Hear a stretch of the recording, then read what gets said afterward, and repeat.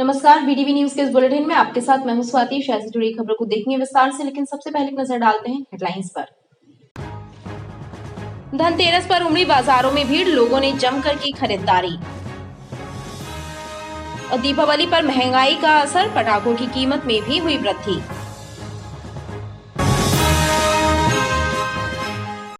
धनतेरस पर बाजारों में भारी भीड़ रही, लोगों ने जमकर खरीदारी भी की। इस दौरान सोने चांदी के साथ ही वाहनों, कपड़ों और इलेक्ट्रॉनिक्स आइटमों की खरीदी के लिए ग्राहक अपनी जेब ढीली करते नजर आए।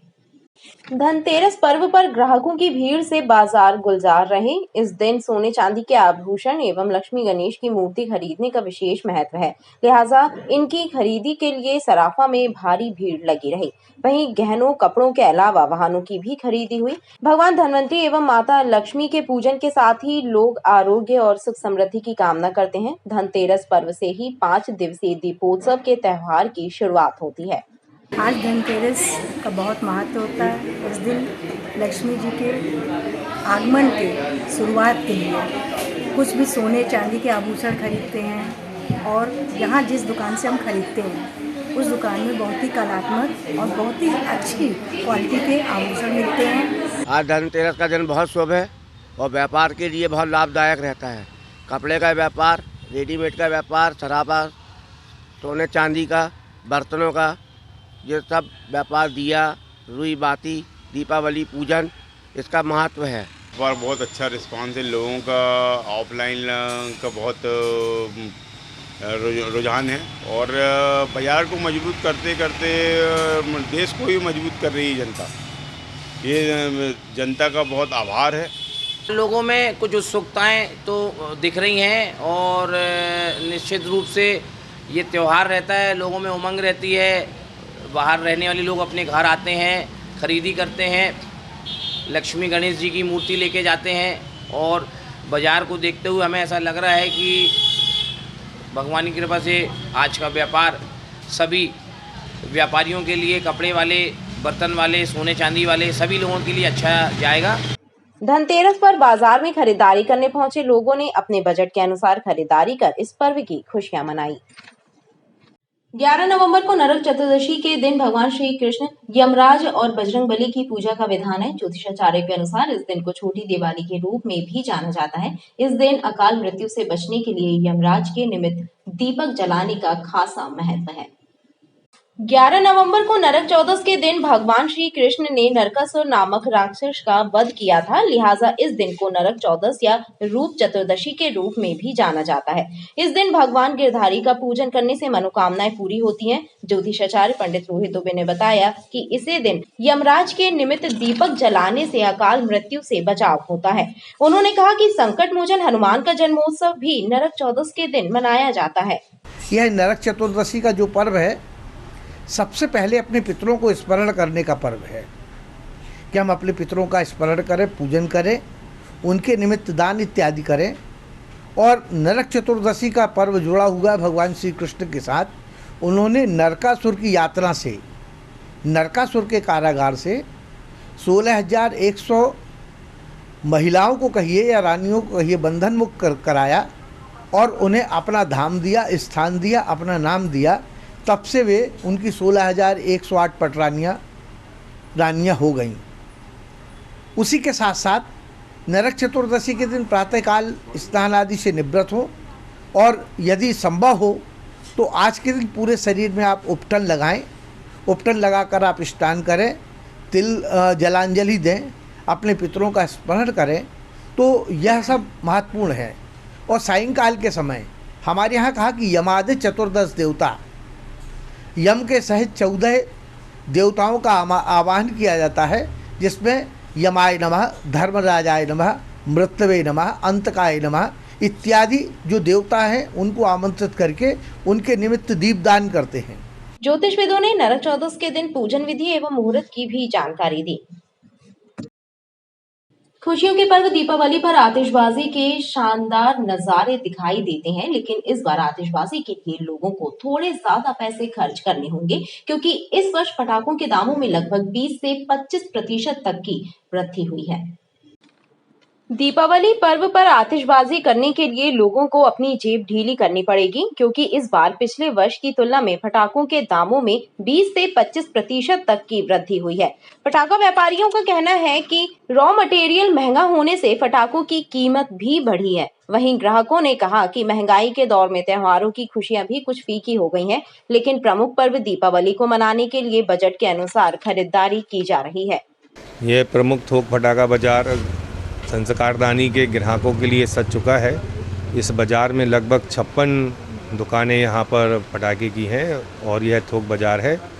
यहाँ पर पटाखे की कम से कम इस बार 100 से 125 वैरायटियाँ नई आई हैं और ये सारी वैरायटियाँ सुप्रीम कोर्ट के जो निर्देश दिए गए थे एनजीटी के ग्रीन पटाखों के अनुसार तैयार की गई हैं, जो कम से कम धुएँ का उपयोग करती हैं। पिछले वर्ष की अपेक्षा इस वर्ष पटाखों में कम से कम 20 से 25% की मूल्यों में वृद्धि हुई है, जिसका कारण सभी हैं, कागज़ भी महंगा हुआ है, रॉ मटेरियल भी महंगा हुआ, लेबर भी महंगी, उस कारण से पटाखों के मूल्य में भी वृद्धि आई है।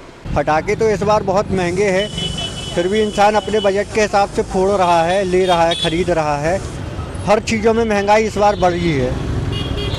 क्या कर लिया आप लोगों ने और क्या समझ में आया इस बार? यही बम फटाखे दिए सब वगैरह जो लगता है दिवाली में, वो तो अब लेना ही पड़ेगा, चाहे महंगाई कितनी भी बढ़ जाए। पटाखे लेने गए थे भैया, इस बार 10-15% की महंगाई समझ में आ रही है। मतलब जो अपन खरीदते थे उसमें बजट का मामला बढ़ेगा। क्या क्या महंगा लगा आपको? सब ही महंगा है, बम है, लड़ी है, हवाई शॉट है, सब महंगे हैं। सब पटाखे महंगे हैं, कम से कम इसमें 15-20% का ऐसा महंगाई समझ में आ रही है। बहरहाल बाजार में इको फ्रेंडली पटाखों की पूछ परख ज्यादा हो रही है और लोग भी ऐसे पटाखे लेना पसंद कर रहे हैं। पूर्व विधानसभा क्षेत्र को शिक्षित विधानसभा बनाने के संकल्प के साथ आम जनता के बीच पहुंचकर कांग्रेस प्रत्याशी लखन घनघोरिया जन समर्थन जुटा रहे हैं। विनोबा भावे वार्ड में जनसंपर्क करते हुए उन्होंने पिछले कार्यकाल में कराया का हवाला देकर क्षेत्र के युवाओं को उचित शिक्षा और रोजगार देने का वादा किया।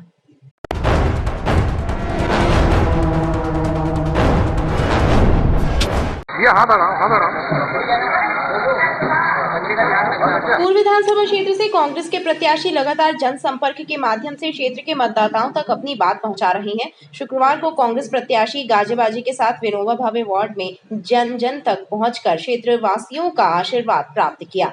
इस दौरान उन्होंने कहा कि नाली, सड़क, पानी और बिजली ही केवल विकास के पैमाने नहीं है, इनके साथ रोजगार, महंगाई और शिक्षा भी बड़ा मुद्दा है। उन्होंने कहा कि अगर दोबारा जनता उन्हें मौका देती है तो वो कक्षा 1 से 12वीं तक अध्ययन करने वाले छात्र छात्राओं को वित्तीय सहायता प्रदान करेंगे।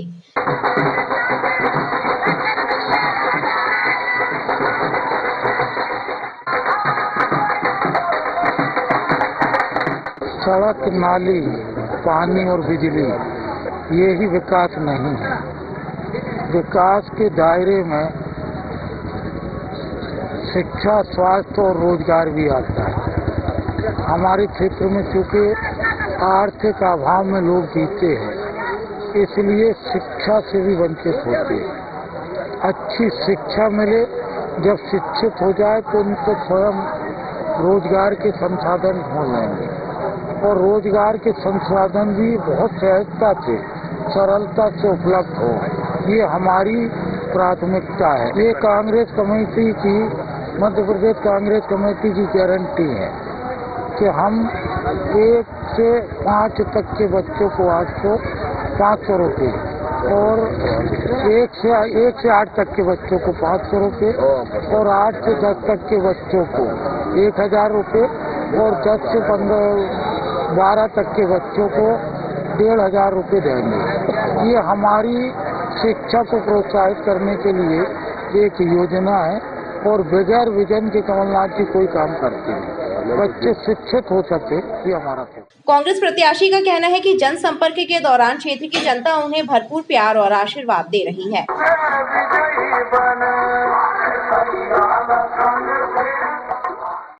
पश्चिम विधानसभा हमारा परिवार है और परिवार की देखभाल करना, उनकी मूलभूत आवश्यकताओं को पूरा करना हमारा दायित्व है। ये कहना है पश्चिम विधानसभा से कांग्रेस प्रत्याशी तरुण भनोत का, जो अपने समर्थकों के साथ मदन महल वार्ड में जनसंपर्क करने पहुंचे और पिछले 10 वर्षों में कराए गए विकास कार्यों का हवाला देकर जनता से आशीर्वाद मांगा।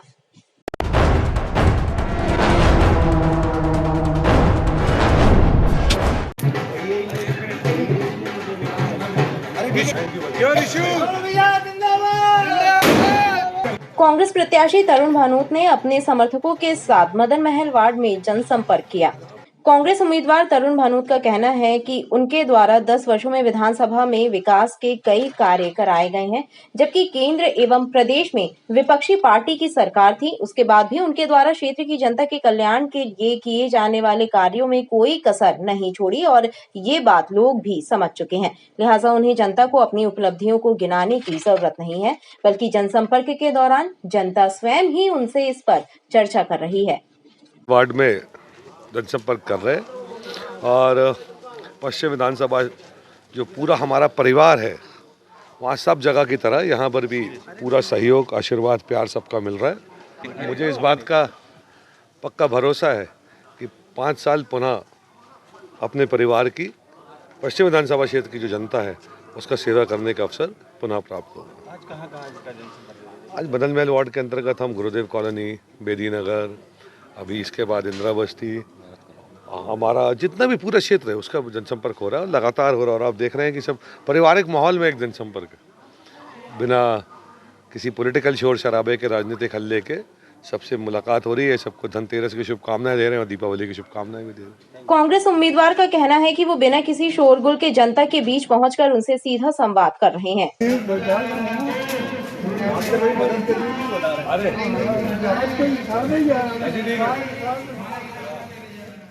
कैंट विधानसभा अंतर्गत आधारताल तालाब और लक्ष्मी मंदिर के आसपास के क्षेत्रों में जनसंपर्क कर कांग्रेस प्रत्याशी अभिषेक चौक से चिंटू ने मतदाताओं से विकास के वायदे किए। उन्होंने बताया कि उस क्षेत्र की जनता आज भी सड़क, बिजली, पानी जैसी बुनियादी सुविधाओं से वंचित है।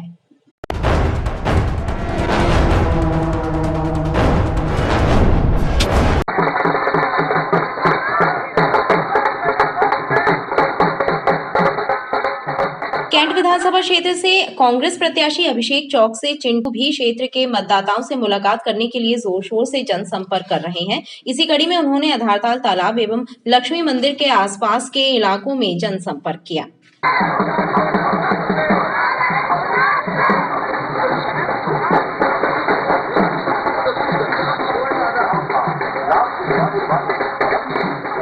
कांग्रेस उम्मीदवार के अनुसार इस क्षेत्र की जनता अभी भी बिजली, पानी, सड़क जैसी सुविधाओं से वंचित है। यहाँ पर ना तो सरकारी स्वास्थ्य केंद्र है और ना ही बेहतर स्कूल। वहीं शमशान घाट एवं सामुदायिक भवन का भी निर्माण नहीं किया गया, जिससे जनता में रोष है।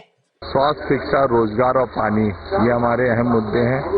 यहाँ पे मां नर्मदा जी का जल घर घर नहीं पहुँचा है। यहाँ की रोड जर्जर है। यहाँ एक भी स्वास्थ्य केंद्र सरकारी नहीं बनाए गए। यहाँ जो शिक्षा का एक केंद्र है वो भी अव्यवस्थित है। यहाँ पे इतना शानदार आधारताल में तालाब है, उसका जीर्णोद्धार नहीं किया गया।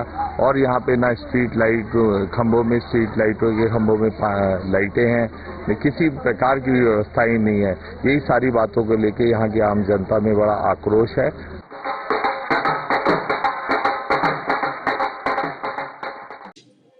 चुनावी समर के चलते पूर्व विधानसभा क्षेत्र में सभी प्रत्याशी जी जान से जनसंपर्क करने में जुटे हैं। इसी कड़ी में बहुजन समाज पार्टी के प्रत्याशी बाल किशन चौधरी ने महर्षि अरविंद वार्ड में अपने समर्थकों के साथ जनसंपर्क कर क्षेत्र के लोगों से मुलाकात की और पार्टी को आशीर्वाद देने की अपील की।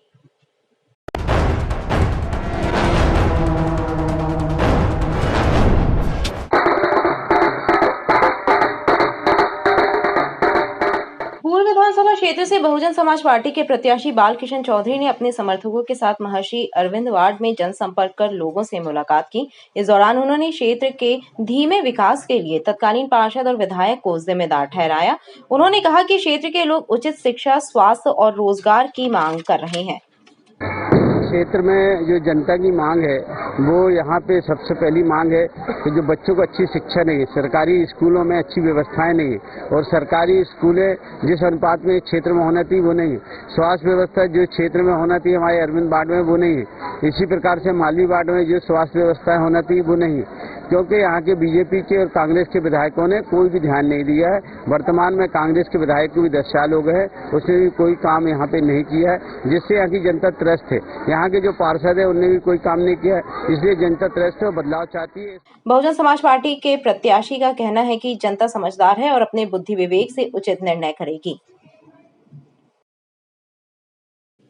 उत्तर मध्य विधानसभा के भाजपा प्रत्याशी पार्टी के दृष्टि पत्र में लिखी घोषणाओं को साकार करने का संकल्प लेकर मतदाताओं के बीच पहुंच रहे हैं। दीनदयाल वार्ड समेत उसके आसपास के क्षेत्रों में जनसंपर्क के दौरान उन्होंने मतदाताओं से 17 नवंबर को मतदान करने की अपील की।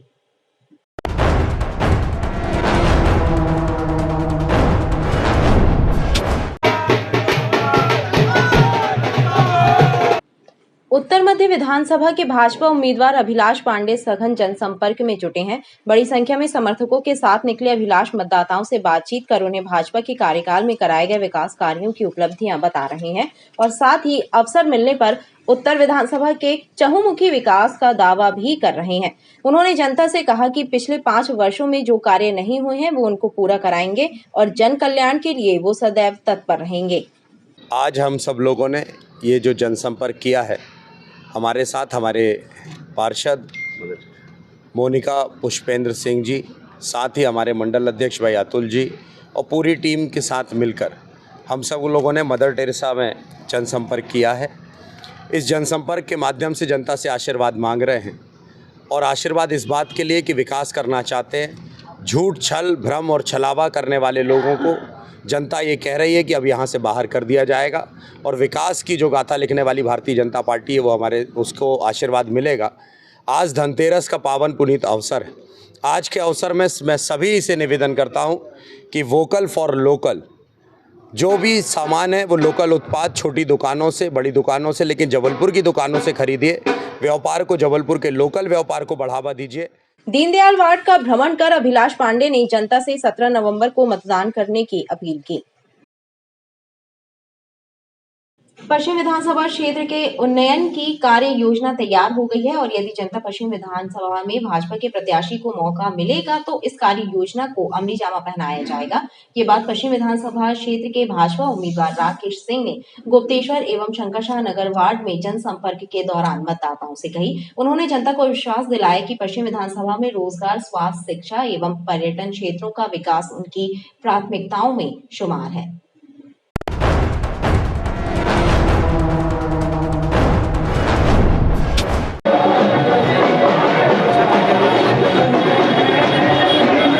पश्चिम विधानसभा से भाजपा प्रत्याशी सांसद राकेश सिंह ने अपने समर्थकों के साथ गुप्तेश्वर, शंकरशाह नगर और सरदार वल्लभ भाई पटेल वार्ड में जनसंपर्क किया। जनसंपर्क की शुरुआत कृपाल चौक से हुई। ढोल ढमाकों और बड़ी संख्या में पहुंचे समर्थकों के साथ मतदाताओं से मिलने पहुंचे राकेश सिंह का जनता ने फूल माला पहनाकर स्वागत किया। इस दौरान उन्होंने मतदाताओं से बातचीत कर उन्हें यकीन दिलाया कि पश्चिम विधानसभा क्षेत्र के विकास एवं उन्नयन के लिए कार्य योजना तैयार हो चुकी है एवं शिक्षा, स्वास्थ्य, रोजगार और जन समस्याओं के निराकरण के साथ ही पर्यटन क्षेत्रों का विकास उनकी प्राथमिकताओं में शुमार है। देश में मोदी सरकार है और प्रदेश में भी भाजपा सरकार थी और इस डबल इंजन की सरकार में विकास के अनेकों कार्य हुए हैं। आगे भी विकास कार्यों की गति यूं ही रहे, इसके लिए जनता को उन पर भरोसा जताना होगा। देश में माननीय मोदी जी का नेतृत्व है और मोदी जी के नेतृत्व में पूरे विश्व में भारत का मान सम्मान बढ़ रहा है।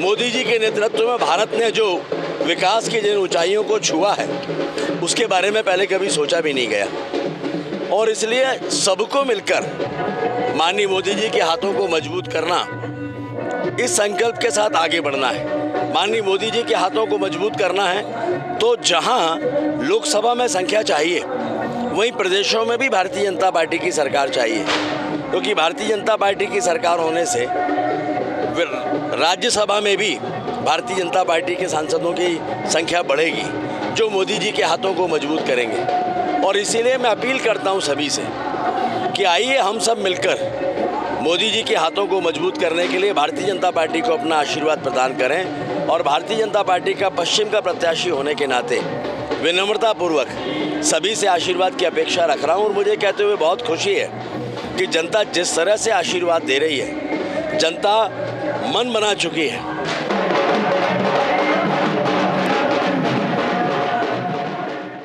खबरें लगातार जारी हैं, आप देखते रहिए BTV न्यूज़।